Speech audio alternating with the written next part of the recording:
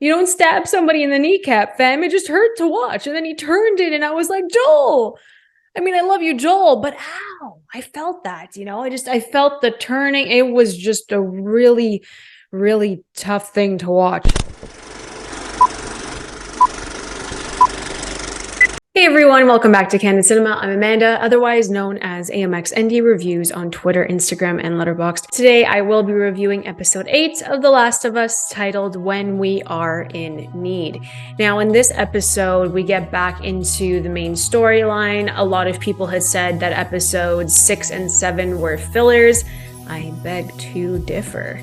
I think that episode 8 can make anyone appreciate what they did in episodes 6 and 7, because we are literally learning about the connection and the relationship between Ellie and Joel. That's the most important part of this show and of this series right now, is that they have to make Ellie and Joel's relationship believable, but also grow it in a very short amount of time as we get to see it. It is impossible to adapt a video game. We understand it's impossible, but I do think that with Neil Druckmann behind this, he's really pulling at the similar components that make the game so intriguing and so emotionally grounded, so viewers can actually become connected within minutes, within an episode, within seconds.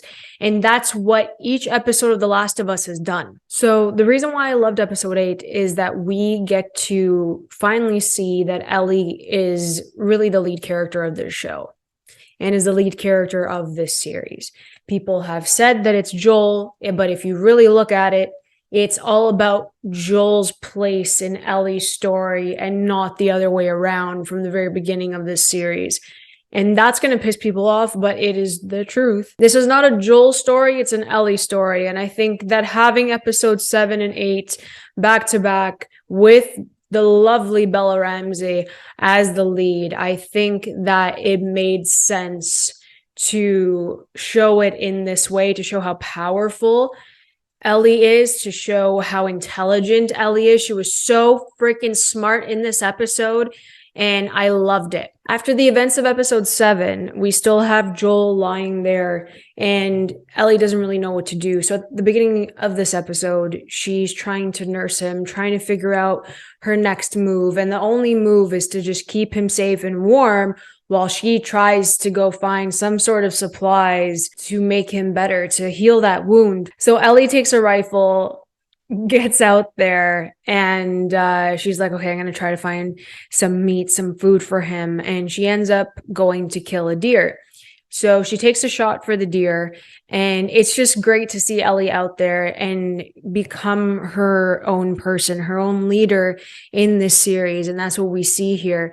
So she takes the shot. And on the flip side of this episode, the kind of build up is that they're in this small town and there's a cult, and the cult leader, whose name is David and is played by Scott Shepherd, is this priest. He turned into a priest, kind of, and is this preacher to so many people who have doubted their faith and after the apocalypse, and he has a sort of power trip over them. He gave one of the most haunting performances out of the season. Like, I got chills watching him. He was fantastic. And a nice little tidbit is that we do have Troy Baker in this episode, who kind of plays his right hand, the original voice of Joel. So I thought that was really nice to incorporate him in this. As they're out of the town, they see that this deer had collapsed, and they were wondering, we're like, okay, who did this? Who took the shot? There has to be someone around. So then Ellie pops up, and like a very smart young girl, Ellie wants to trade the deer for supplies. If there's like morphine, if there's anything that they can give her to help heal Joel. So as Ellie waits for the supplies, because Troy Baker goes back to get the supplies, she ends up talking to this guy, David, and asks him, like, why are you out here? What had happened? And he's very nice to her at first.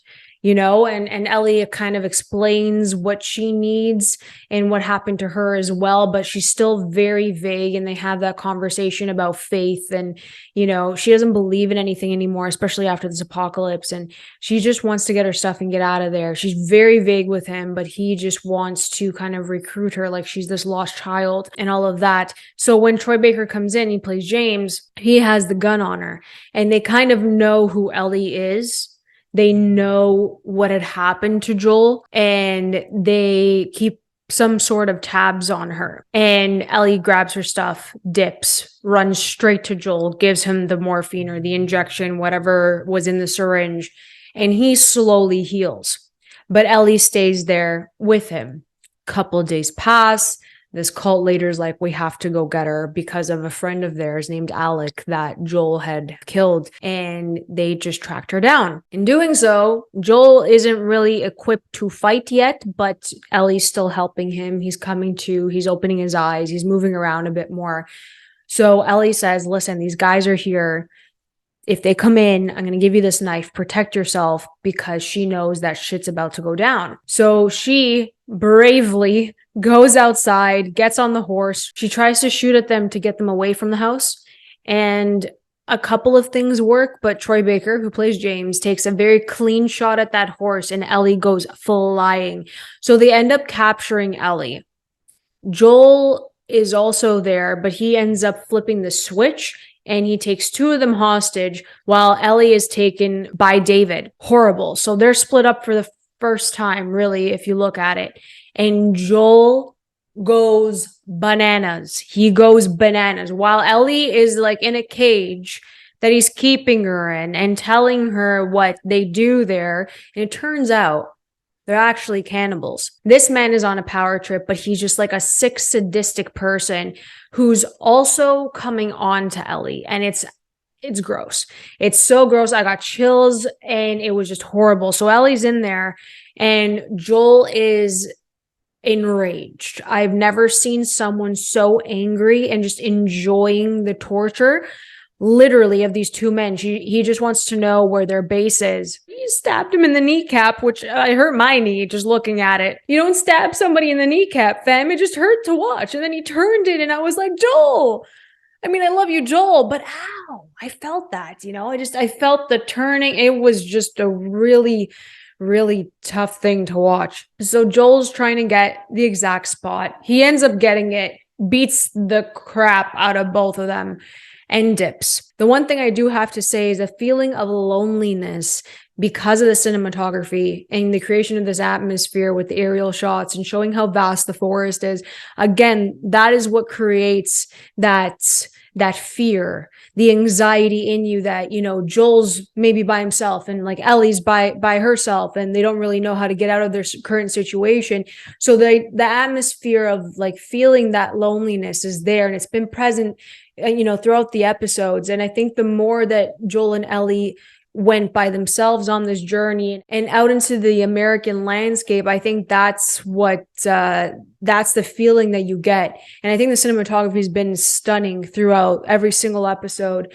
But I just wanted to add it here because you have them separated. You have them separated, and you feel like something bad can happen in 2 seconds. So Ellie's being tortured. Joel is on his way there, and Ellie just takes it upon herself to break David's fingers. And that was probably one of the best scenes. Even though he did bang her head against the cage that she was locked in, she's like all bloody and everything. And then they ended up taking her and putting her on, on the slab there.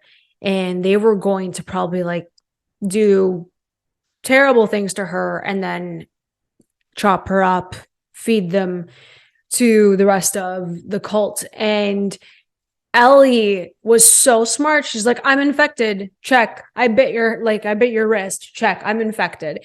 Because she still has the mark long enough to kind of put them off and still be able to come up with something to harm them. So the butcher knife was right beside Ellie's head. And after that split second of wait, is she? She grabs the butcher knife and she ends up putting it in Troy Baker, which is hilarious, his neck, and he ends up dying, and she escapes, thankfully.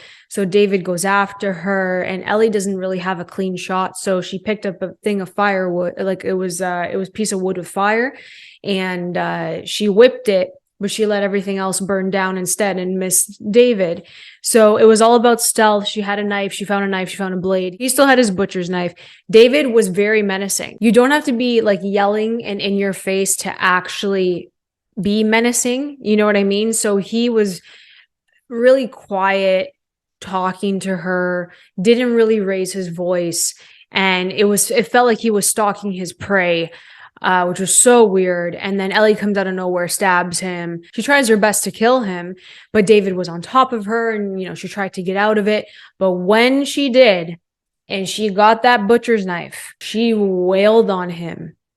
And the anger that came out of Ellie, she did not stop chopping him to pieces. Unreal. Shout out to Bella Ramsey, because I was absolutely floored by their performance in this episode. Like, just floored. Ellie's obviously shook that she just killed someone, brutally killed someone to defend herself. And Joel comes out of nowhere right behind her. Okay. And she's freaking out. She has blood on her face. And he's like, "Don't worry, it's me. Don't worry, it's me. I got you, baby girl." He said baby girl to her. And it's not sort of like, oh my God, Pedro Pascal said it. It's like, no, it has nothing to do with that. Okay. Because I know what the internet's been saying about Pedro, and no one is talking about his acting. It's a phenomenal moment in this. Phenomenal moment between the two of them. Joel saying baby girl and saying that she's going to be okay. I got you. Don't worry about it. Is Joel embracing the fact that this is his adopted daughter, and he's been treating her as such. He just hasn't realized it yet. He also didn't expect to have Ellie nurse him back to health the way that she did.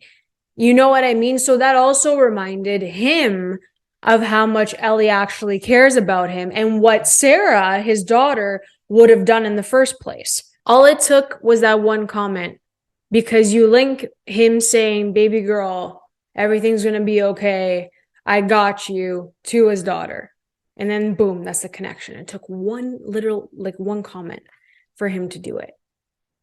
And everything leading up to this, of Joel and Ellie's relationship, made that one moment so incredibly effective, because you took the time with them. That's what's important. They're not filler episodes if you're building a relationship. So that one moment really got to me, and it just showed how much they care about each other. And it showed that Joel was really watching what Ellie was doing while he was, just laying there in pain. She did not quit.